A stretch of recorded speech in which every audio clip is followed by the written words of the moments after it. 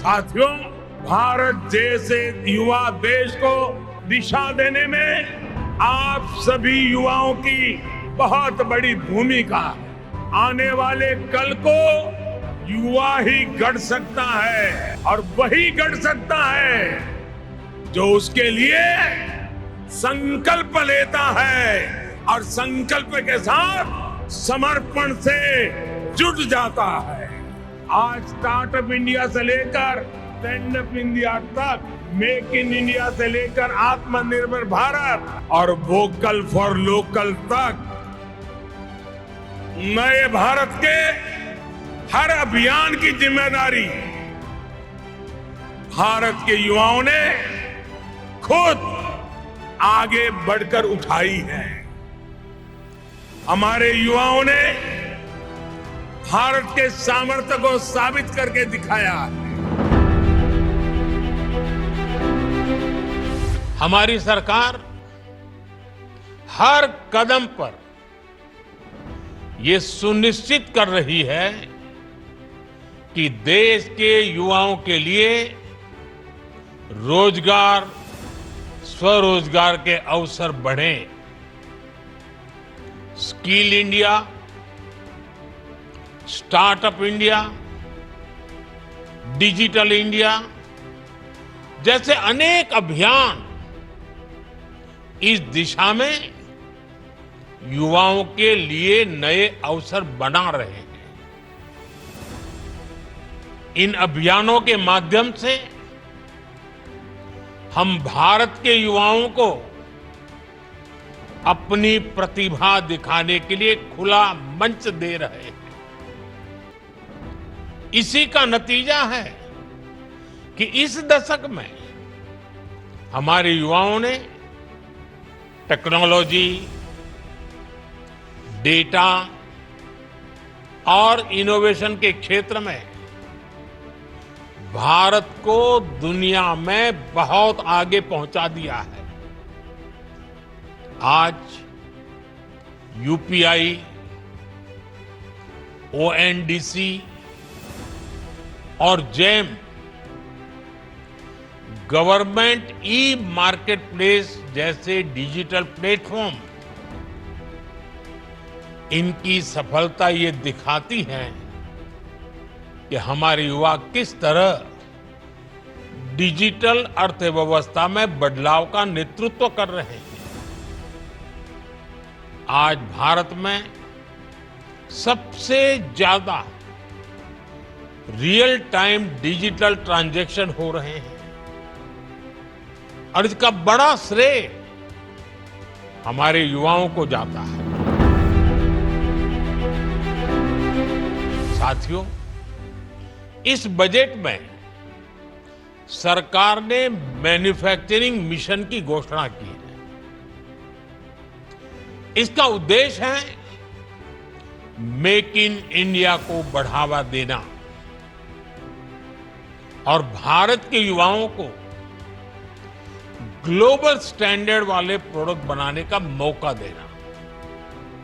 इससे न केवल देश की लाखों एमएसएमईज को, हमारे लघु उद्यमियों को बढ़ावा मिलेगा, बल्कि पूरे देश में रोजगार के नए अवसर भी खुलेंगे। आज का ये समय भारत के युवाओं के लिए अभूतपूर्व अवसरों का समय है। हाल ही में आईएमएफ ने कहा है कि भारत दुनिया की सबसे तेजी से बढ़ती अर्थव्यवस्था बना रहेगा। इस विश्वास के, इस ग्रोथ के कई पहलू हैं और सबसे बड़ा पहलू ये है कि आने वाले दिनों में हर सेक्टर में नौकरियों में बढ़ोतरी होगी, रोजगार बढ़ेंगे। भारत का युवा हमारी बहुत बड़ी प्राथमिकता है। नेशनल एजुकेशन पॉलिसी ने बच्चों को किताबों से आगे, कहीं और आगे बढ़कर सोचने का अवसर दिया है। मिडिल स्कूल से ही बच्चे कोडिंग सीखकर एआई और डेटा साइंस के फील्ड के लिए तैयार हो रहे हैं। अटल टिंकरिंग लैब्स बच्चों को इमर्जिंग टेक्नोलॉजीज का हैंड्स ऑन एक्सपीरियंस दे रही है। इसलिए इस साल के बजट में हमने 50,000 नई अटल टिंकरिंग लैब्स बनाने का ऐलान किया है। साथियों, न्यूज की दुनिया में आप लोग अलग अलग एजेंसियों का सब्सक्रिप्शन लेते हैं। इससे आप लोगों को बेहतर न्यूज कवरेज में मदद मिलती है। ऐसे ही रिसर्च की फील्ड में स्टूडेंट्स को ज्यादा से ज्यादा इंफॉर्मेशन सोर्स की जरूरत होती है। इसके लिए पहले उन्हें महंगे दामों पर अलग अलग जर्नल्स सब्सक्रिप्शन लेने होते थे, खुद को पैसे खर्च करने पड़ते थे। हमारी सरकार ने सभी रिसर्चर्स को इस चिंता से भी मुक्त कर दिया है। हम वन नेशन वन सब्सक्रिप्शन लाए हैं। इससे देश के हर रिसर्चर को दुनिया के जाने माने जर्नल्स की फ्री एक्सेस मिलनी तय है। इस पर सरकार 6,000 करोड़ रुपए से ज्यादा खर्च करने जा रही है। हमें इंश्योर कर रहे हैं कि हर स्टूडेंट्स को अच्छी से अच्छी रिसर्च फैसिलिटीज मिले, चाहे स्पेस एक्सप्लोरेशन हो, बायोटेक रिसर्च हो या एआई हो। हमारे बच्चे फ्यूचर लीडर्स बनकर उभर रहे हैं। अमृत काल है और मैं पूरी तरह से आत्मविश्वास से भरा हूं। भारत की युवा शक्ति विकसित भारत का सपना जरूर साकार करेगी। सिर्फ 10 साल में आप युवाओं ने भारत को स्टार्टअप की दुनिया में टॉप 3 देशों में ला करके खड़ा कर दिया।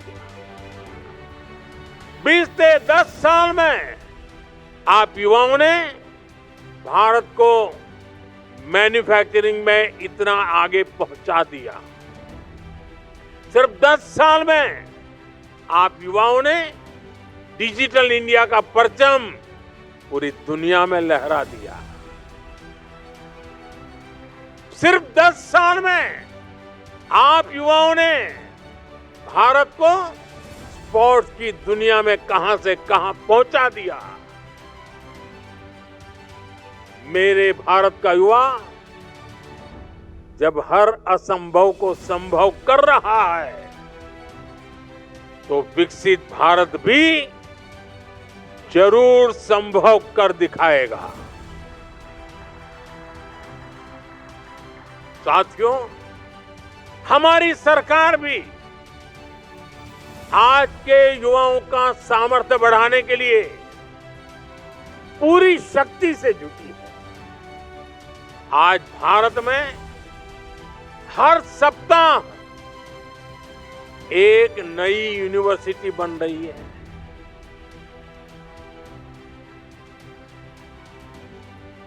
आज भारत में हर दिन एक नई आईटीआई की स्थापना हो रही है। आज भारत में हर तीसरे दिन एक अटल टिंकरिंग लैब खोली जा रही है। आज भारत में हर दिन 2 नए कॉलेज बन रहे हैं। आज देश में 23 आईआईटीज हैं। सिर्फ एक दशक में ट्रिपल आईटी की संख्या 9 से बढ़कर के 25 हो चुकी है। आईएम्स की संख्या 13 से बढ़कर 21 हो चुकी है। 10 साल में एम्स की संख्या में 3 गुना वृद्धि हुई है। 10 साल में मेडिकल कॉलेजों की संख्या भी करीब करीब 2 गुनी हो गई है। आज हमारे स्कूल हो, कॉलेज हो, यूनिवर्सिटीज हो, क्वांटिटी हो या फिर क्वालिटी, हर स्तर पर शानदार परिणाम दिख रहा है। साल 2014 तक भारत के केवल 9 higher education institution QS ranking में आते थे। आज ये संख्या 46 है। भारत की शिक्षा संस्थानों का बढ़ता हुआ ये सामर्थ्य विकसित भारत का बहुत बड़ा आधार है। साथियों, कोई भी व्यक्ति हो या देश, उसका सामर्थ्य तब बढ़ता है जब वो अनावश्यक बाधाओं से पार पा लेता है। मुझे संतोष है कि भारत में युवाओं के सामने अनेक बाधाओं को जो भी जम रही, हमने पिछले 10 साल में उन सारी बाधाओं को हटाने का काम किया है। इससे भारत के युवा का सामर्थ्य बढ़ा है, देश का सामर्थ्य बढ़ा है। पहले युवाओं को स्कॉलरशिप के लिए अप्लाई करने, स्कॉलरशिप पाने में भी बड़ी मुश्किलें आती थी। स्कॉलरशिप के पैसे में बहुत खेल होता था, बच्चों के खातों में पैसे नहीं जाते थे। अब सिंगल विंडो सिस्टम ने पुरानी सारी मुश्किलें खत्म कर दी हैं। पहले एक और बड़ी दिक्कत होती थी सब्जेक्ट के सिलेक्शन को लेकर। बोर्ड के बाद पढ़ाई करते हुए कोई एक सब्जेक्ट ले लिया तो फिर उसे बदलना मुश्किल होता था।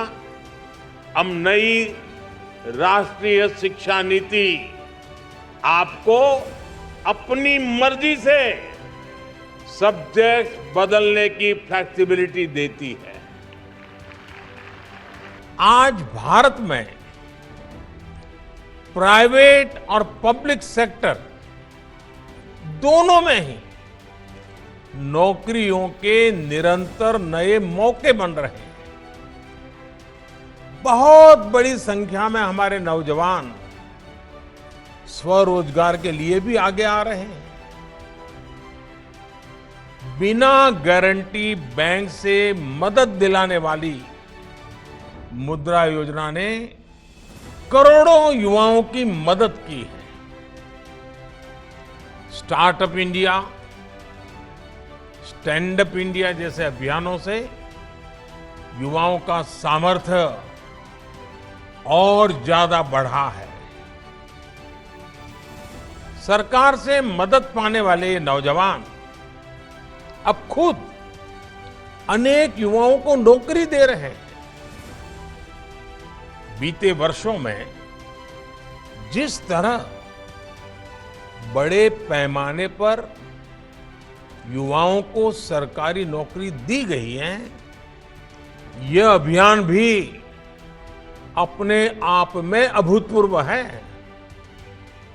देश में सरकारी नौकरी देने वाले प्रमुख संस्थानों जैसे एसएससी, यूपीएससी और आरआरबी पहले के मुकाबले इन व्यवस्थाओं के माध्यम से ज्यादा युवाओं को नौकरी दी है। और अभी जो वीडियो दिखाया गया उसमें उसका जिक्र भी है। इन संस्थाओं का जोर परीक्षा प्रक्रिया को पारदर्शी, व्यवस्थित और सरल बनाने पर भी रहा है। पहले जिन भर्ती परीक्षाओं को पूरा होने में, उसका जो चक्र होता था, वो चक्र पूरा होने में साल, 1.5 साल का समय यूं ही लग जाता था। और अगर वो कोई कोर्ट कचहरी में चला गया तो 2-2, 5-5 साल बिगड़ जाते थे। ये सारी चीजों से बाहर निकलकर अब कुछ ही महीनों में सारा चक्र, सारी प्रक्रियाएं पारदर्शी पद्धति से पूर्ण कर दी जाती हैं। साथियों, आप 21वीं सदी में भारत के विकास को, दुनिया के विकास को निर्धारित करने वाले हैं। भारत के युवा सिर्फ भारत के लिए नहीं, बल्कि फोर्स फॉर ग्लोबल गुड है। आज दुनिया इस बात को मान रही है। हाल में एक रिपोर्ट समाचार पत्रों में छपी है। इसमें जो बताया गया है वो बहुत ही अहम है। भारत में बीते दशक में युवाओं ने 1.5 लाख स्टार्टअप और 100 से ज्यादा यूनिकॉर्न्स बनाए हैं। आज दुनिया की 200 से ज्यादा बड़ी कंपनियों को भारतीय मूल के लोग लीड कर रहे हैं। ये कंपनियां ग्लोबल जीडीपी में लाखों करोड़ रुपए का योगदान दे रही हैं, करोड़ों लोगों का जीवन बदलने में मदद कर रही है। भारतीय वैज्ञानिक, भारतीय रिसर्चर्स, भारत के टीचर्स भी दुनिया की प्रगति को गति दे रहे हैं। यानी कोई भी सेक्टर हो,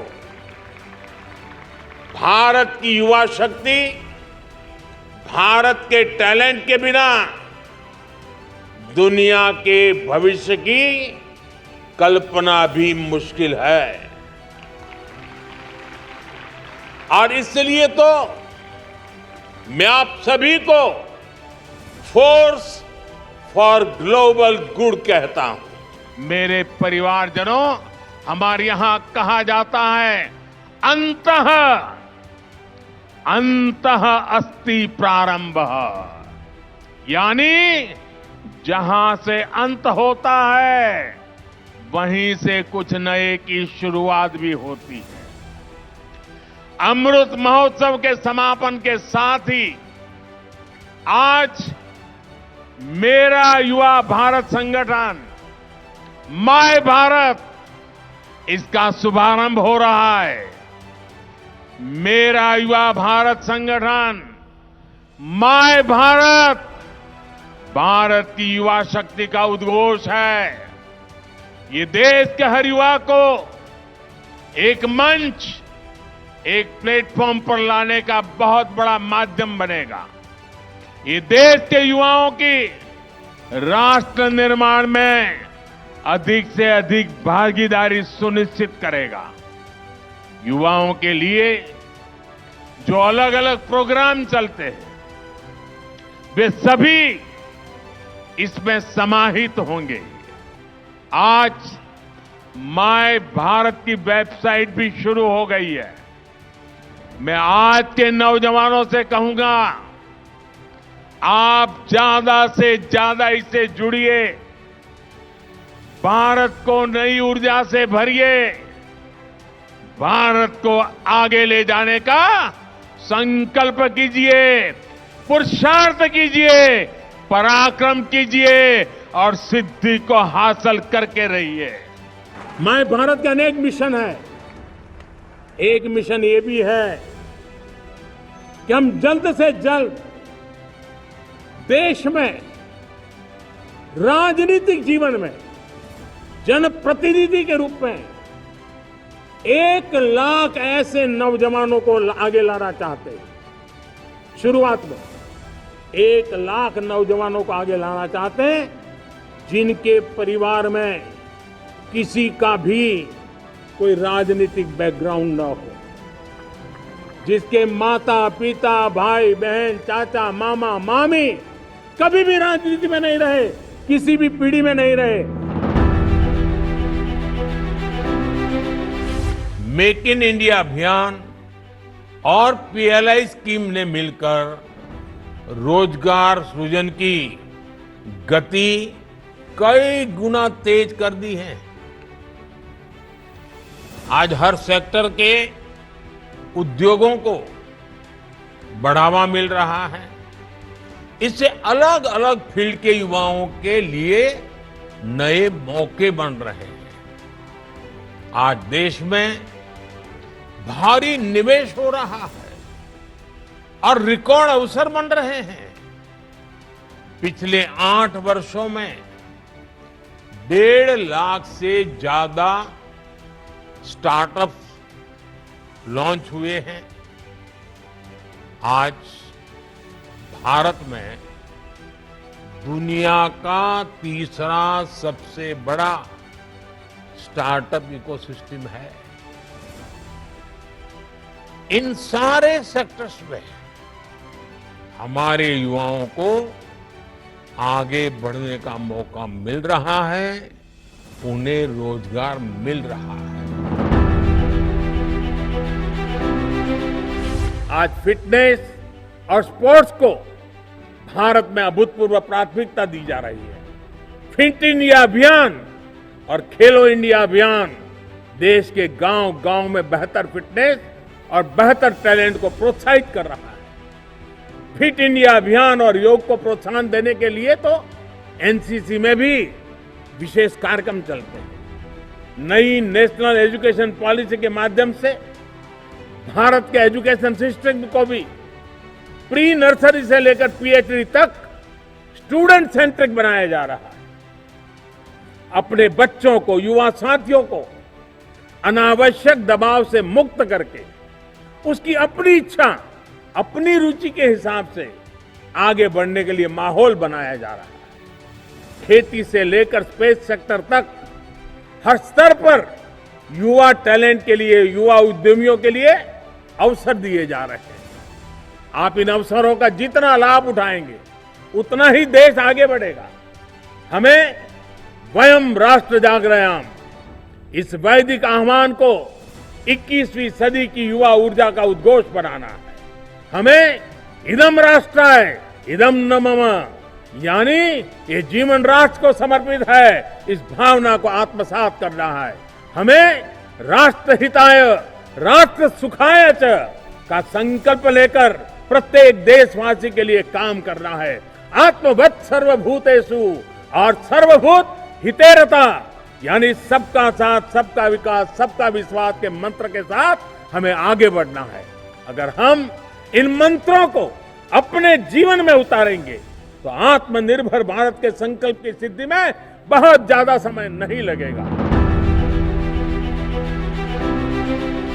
साथियों, समय हर देश के युवा को अपने देश का भाग्य बदलने का मौका देता है। एक ऐसा कालखंड जब देश के युवा अपने साहस से, अपने सामर्थ्य से देश का कायाकल्प कर सकते हैं। देश ने आजादी की लड़ाई के समय देखा है, भारत के युवाओं ने तब विदेशी सत्ता का घमंड तोड़ दिया था। जो लक्ष्य तब के युवाओं ने तय किया वो उसे प्राप्त करके ही रहे। अब आज के युवाओं के सामने भी विकसित भारत का लक्ष्य है। इस दशक में हमें अगले 25 वर्षों के तेज विकास की नींव रखनी है। इसलिए भारत के युवाओं को ज्यादा से ज्यादा इस समय का लाभ उठाना है। हर सेक्टर में खुद भी आगे बढ़ना है, देश को भी आगे बढ़ाना है।